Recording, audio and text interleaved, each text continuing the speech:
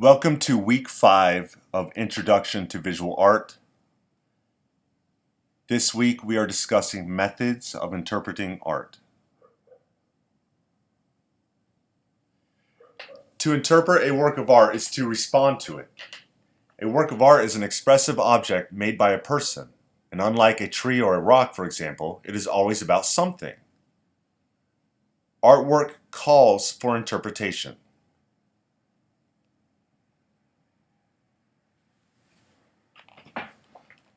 My definition of interpret is forming a meaningful and ongoing understanding of a work of art and drawing connections to what we see with our own lived experiences and knowledge of the world around us. When we interpret, we make the art meaningful to ourselves. We put into words a description of feelings and our emotions. We speak and translate ideas about the artwork to others. Interpreting art is the first step in dialogue about the work. Because we interpret an artwork, we can talk about it. When we speak about art, we hear about it in our own words. When we verbalize our thoughts on artwork, we, again, hear it in our own words. We create dialogue with another viewer or our community. We generate responses from our peers. We respond to other insights and formalize a deeper understanding of the work. Now, your interpretation may not be affirmed by other people. In that position, you then, however, have the opportunity to explore other people's interpretations.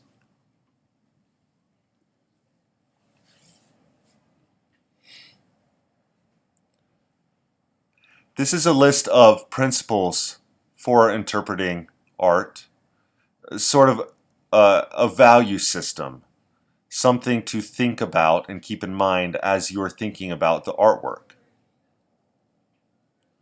Remember that all artworks have aboutness, meaning they are about something. Your interpretation is a form of an argument. Therefore, it is also persuasive.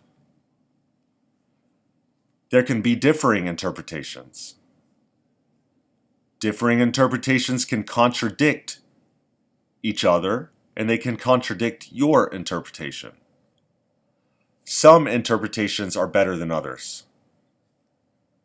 Trust your gut. Artworks may be interpreted, but not artists. By that, I mean to say that artists don't necessarily put themselves out in the world to be interpreted. Rather, they put artwork into the world. So think about the artwork. Interpretations need not match the artist's intent. In other words, an artist may say that their artwork is about something, but the artwork, as you interpret it, may be about something very different. Art is about the world in which it emerged. So when thinking about art, think about, well, what's the era? What's the place in which these artworks were made? And what was going on in the world? All art is about other art. For example, think about the music that you listen to. Well, what music do those musicians listen to? What did they grow up listening to? And so on and so on. Art is built and made on the backbone of a long history of art. Therefore, it is totally fair to compare one artwork to another. Also, interpretations are not absolutely right. Your interpretation really is an opinion of yours. It is not a definite.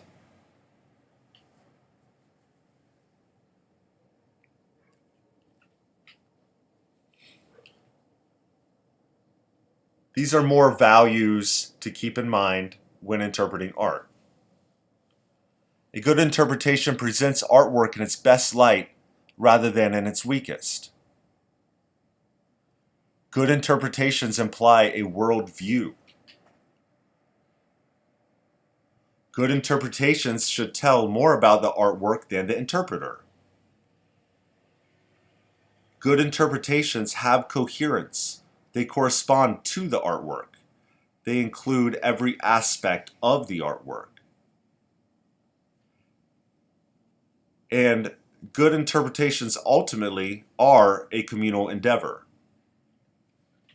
The best interpretations really do come from communicating with others and discussions that you may have with others, or simply by researching what others have to say. So, how do we interpret art? I've outlined a simple process that we'll be following for interpreting art. The first is description, where we describe the artwork, the subject matter, all of the elements in the artwork. And then we analyze all of those elements. What are the relationships between the elements? What do those elements make you feel, and so on. And then it is acts of interpretation. So that is research, or what other people have to say in conversation, things like that. And then ultimately a judgment. So judgment on, well, do you like the art or not? And in what way, how, and why.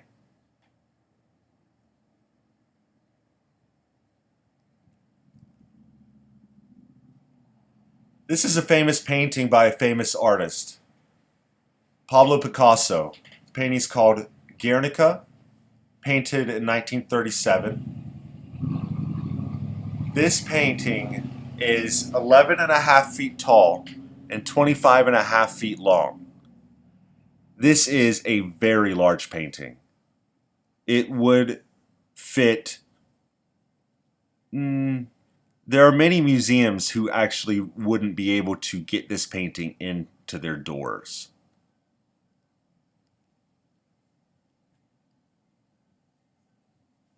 It's a little larger than life.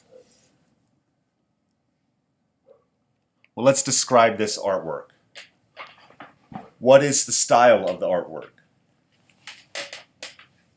Well, if you know anything or have an inkling about what style, art historical style, this artwork may fall into, you might say abstract.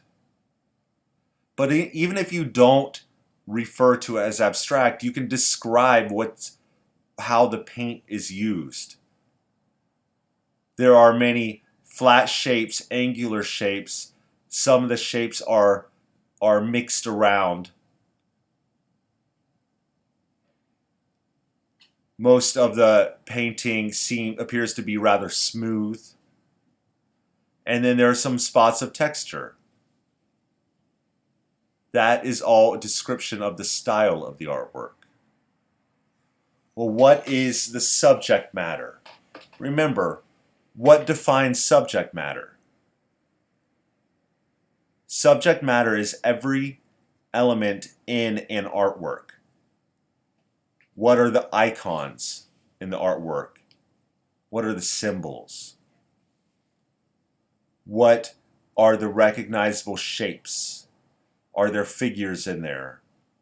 Are there animals in there? What do we see? So, let's describe what we see in the artwork.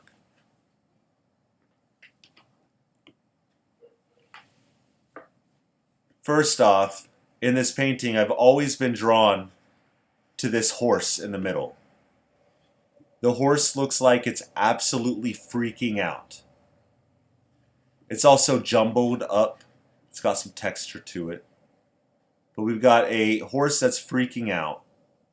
We have I presume, a mother holding a child in her lap, screaming into the air. The child looks dead to me. We have a person's head, a person's head separated from their body. And we have an arm separated from a body, and maybe another arm. So we have a person without a body. And a sword. The sword looks broken. Over on the right side, there's a person with his arms up, and he looks like he might be falling. Maybe he jumped from an open window.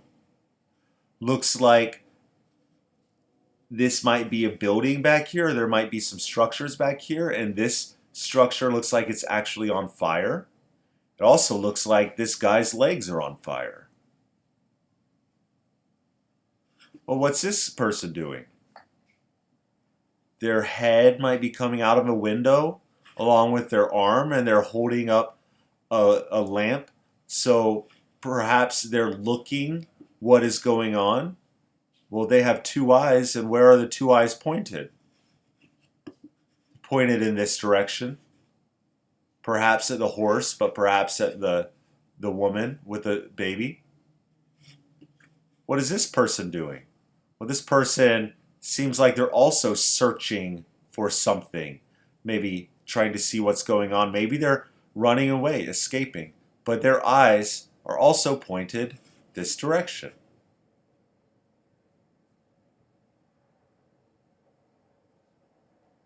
Again, what is the title of the painting? It's called Guernica. Who is it by? Pablo Picasso. How was it made? Oil paint on canvas, also very large. I've got another question that's not on this list, which is what year was it made? Which may be very important. So this painting was made in 1937. So I've got some questions that I need to figure out. Some questions because I'm curious. Maybe if I can figure these out, I'll find some interesting information. Well, what is Guernica? I happen to know that Pablo Picasso is a Spanish artist from Spain. Guernica, maybe it's a Spanish word. Maybe it's a proper noun. What was going on in 1937? That's a big question. Okay, 1937. Let's see. World War II hadn't started yet. I believe World War II started around 1940, maybe 1942. World War I would have ended. World War I would have ended in, I think, 1919. So what was going on in 1937? It was apparent to me it's a time between the two world wars. So maybe it's not that.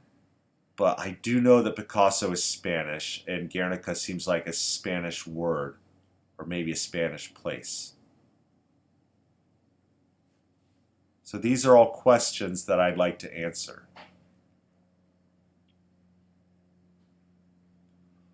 Before we answer those questions, I want to figure out, why does the painting Guernica look the way it does? Why did Picasso use these shapes and this color palette? Why did he use this subject matter? Why is the painting so big? What place, what environment is depicted in this painting? All right, so I want to describe the shapes. We have jagged shapes. We have shapes that seem rather representational. They look like this horse's head. These shapes come together to create a horse's head, but they seem out of place. The eyeballs are out of place. Again, eyeballs out of place. This person's eyeballs are out of place. Lots of jagged edges again. So why would the artist want to use these shapes? Another way to think about it is, what emotion do you receive by viewing artwork with these shapes? Personally, I have a lot of anxiety. I have a lot of anxiety in looking at this artwork because the shapes seem, every shape seems not quite right. They seem a little off, a little out of place.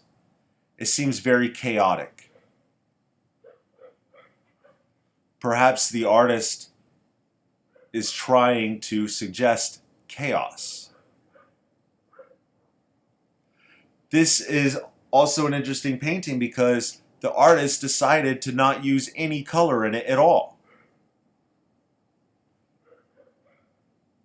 Picasso painted this painting in black and white. Why would he choose black and white? What emotions do you feel when viewing a painting that's done in black and white?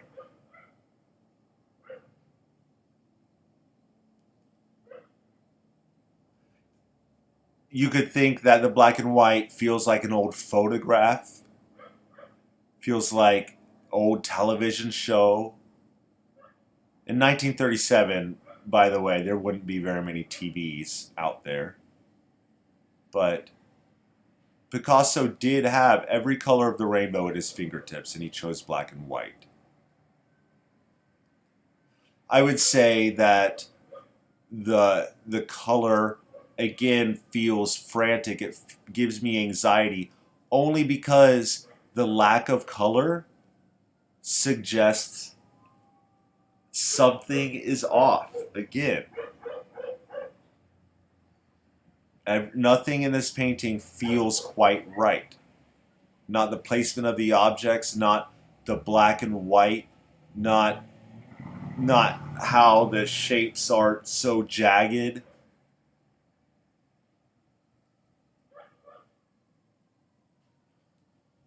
Why would the artist make the painting so big? Let's imagine ourselves standing next to this painting. This painting is 11 feet 5 inches tall. So my head would come just above halfway in this painting.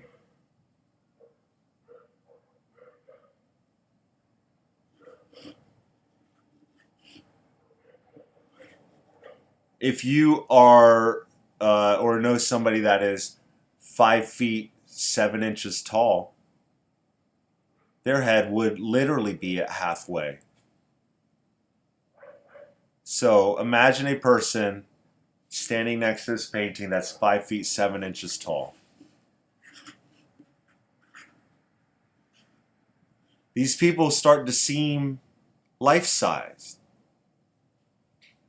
Their features may be exaggerated. No one's foot is this big, and no one's head is that big, but it's all done at a personal scale. So perhaps the artist wanted to present the environment as a rather personal scale, or something a little bit larger than normal, but perhaps it's so big so that the viewer could feel as though they could step inside this chaotic environment.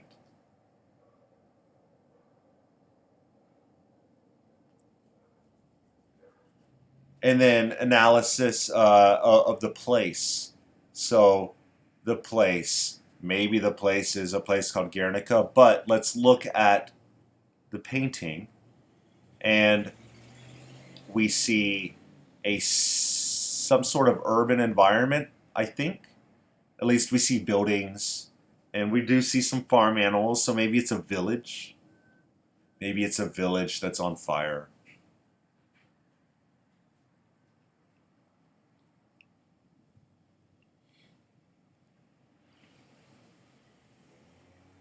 So I really want to understand, what does the name mean?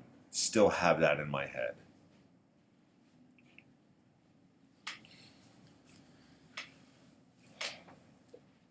So after you look at all of the elements, what's the subject matter? How does the subject matter and the elements relate to other elements? How does it relate to you, the viewer? You really should be able to start interpreting it, and you would have already began that process of interpretation.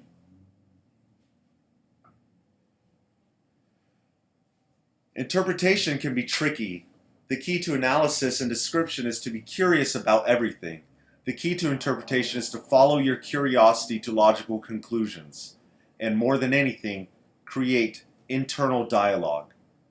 Put your thoughts into words and speak your mind. So, there are two types of interpretation. There's a personal or individual interpretation. What do you think the artwork is about? And there's a communal and shared interpretation, which is, what do other people think the artwork is about? Or what conclusion could be drawn by speaking to the other people, with the other people, or reading an encyclopedia entry?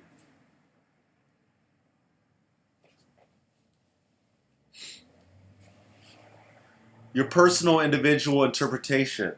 As an art viewer, this interpretation has meaning to me in my life. This is a personal interpretation.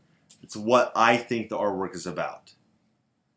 In personal and individual interpretation, the viewer makes their own.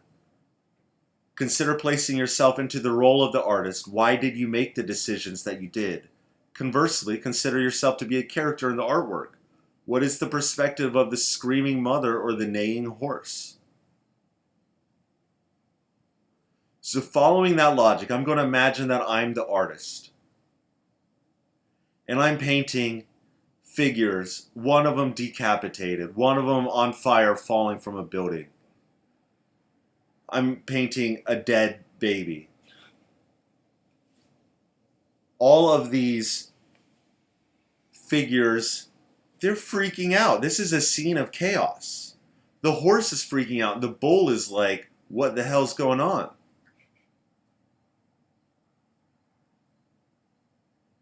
It sure looks to me like it's an act of war. Like we're looking at a group of people who have had some sort of experienced some sort of large amount of violence, like a group violence.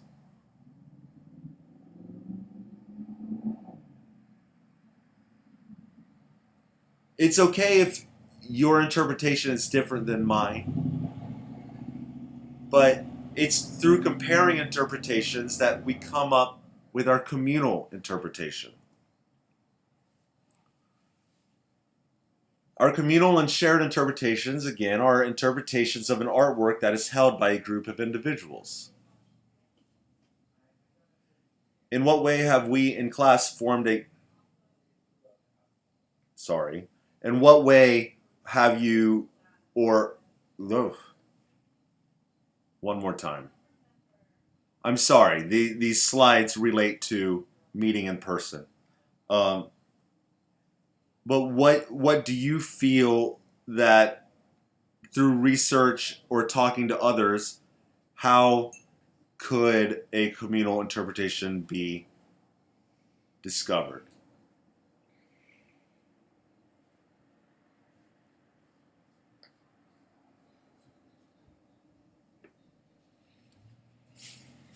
Communal and shared interpretations are passed on to us as common knowledge in history. They're in art textbooks, they're in lectures like the one I'm giving you, or even they're on the internet. This is a screenshot of a website that hopefully you'll be using to develop your communal interpretations. Another version of such website would be, say, Wikipedia. But I hope I'm not the first professor to tell you that Wikipedia is not a dependable resource. However, the library at Harper College does have dependable resources, things that have been written by researchers and art historians. This is a screenshot that I found from a resource on the Harper Library website.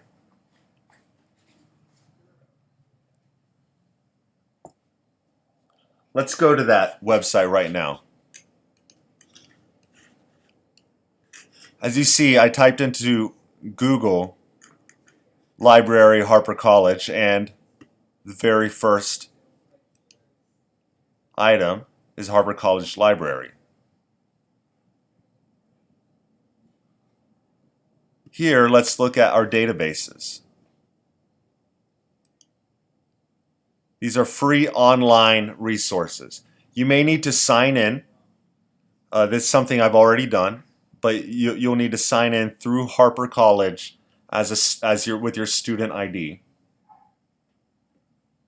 So this is a list of all the online databases that Harper College offers. You know, I wish that we were able to go to the library. It's not particularly viable right now. In fact, Harper College Library is closed. But these online resources really are great, and they'll help you in this class, and they'll also help you in other classes that you take. Even if you transfer to other universities, you will be able to find online library resources. Let's see what Harper offers. So let's go to select our subjects drop-down menu. And I want to go to Art, Design, and Performing Arts. And here in alphabetical order, we have all of the online resources that are specific to researching art and design.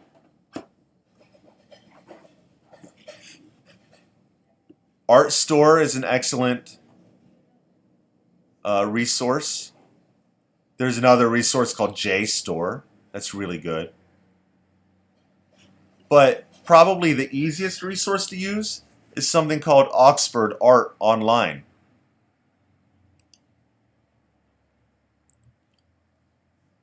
When on Oxford Art's website, you can simply type something like Picasso or Guernica. I'm going to try Picasso and see what information we have about him. This is essentially an encyclopedia. This is a great resource for reading and doing research. Some of the articles, for some reason, are locked. That's what this red lock means, but most of them are unlocked, or a lot of them. Let's look for one that's unlocked, this green one.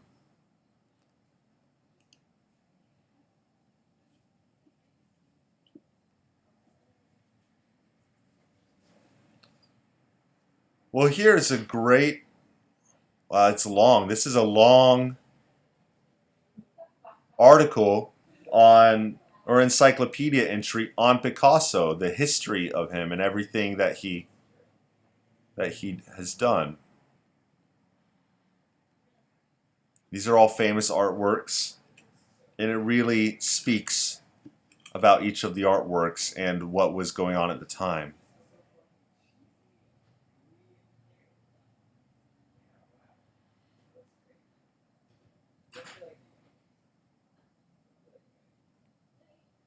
Here's a section called the War Years. This might help us because the painting seems to be about war, but all the years we've got 1914, 15, 16, so that might be World War I. Let's see. Theater designs.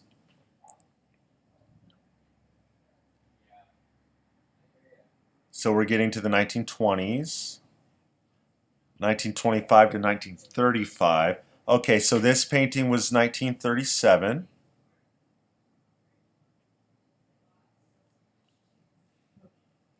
What was going on in 1937?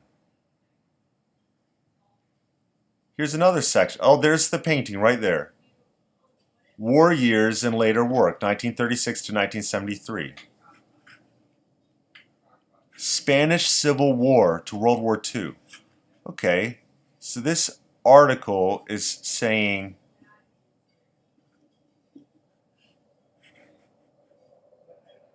he was propelled towards making meaningful artwork around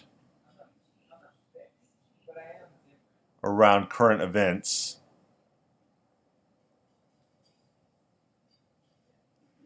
After the outbreak of the Spanish Civil War on July 18, 1936, the Republican government appointed Picasso director of the Museo del Prado. Must be a museum.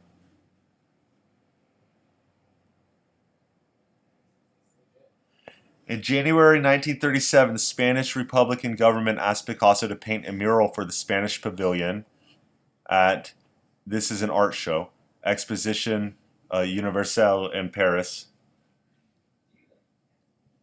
After a few preliminary sketches relating to the themes of the artwork of the artist's studio, on May 1st, Picasso set to work on vast painting Guernica.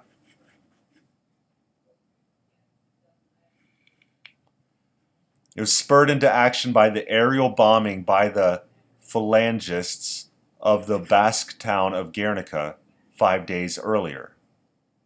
So he is in fact painting what was a bombing of a town. This town was a Basque town, and Basque, I happen to know, is a community in, it's a region in Spain, a cultural region. They actually speak a different language. They speak Basque instead of Spanish. Interesting.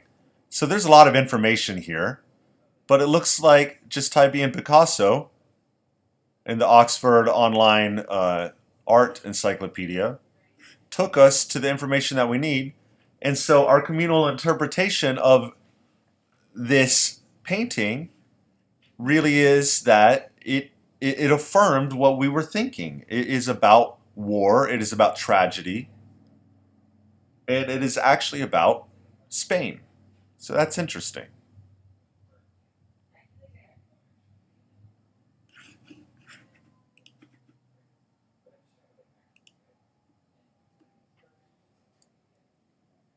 So use the Oxford Art Online Encyclopedia. It's really great. It's very easy to use. It's about as easy to use as Wikipedia, but your professors won't get mad at you if you use it.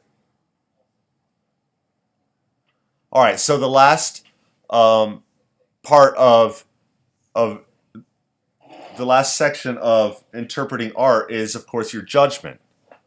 So there are these questions that really are that I find very important, which is, what is your position on the artwork? Do you like it? Do you not like it? What will you carry? What will you carry with you when you speak later about this or another artwork? So you've learned about this artwork. How will it stay with you? How do you like it? What's your relationship to it now?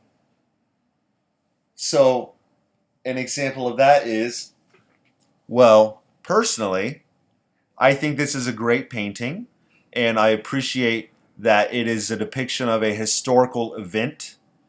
And what I really like about it is that it is larger than life, and I feel as though I could step inside the painting. The chaos and everything that I feel when I view the painting seems to be very prevalent in the historical aspect of the painting. That's a great example of judgment.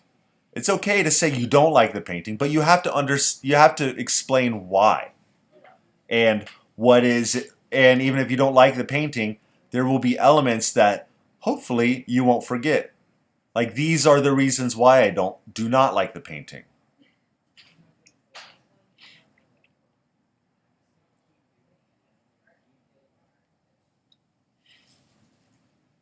Interpretation can be tricky. The key to analysis and description is to be curious about everything. The key to interpretation is to follow your curiosity to logical conclusions, and more than anything, create internal dialogue. Put your thoughts into words and speak your mind.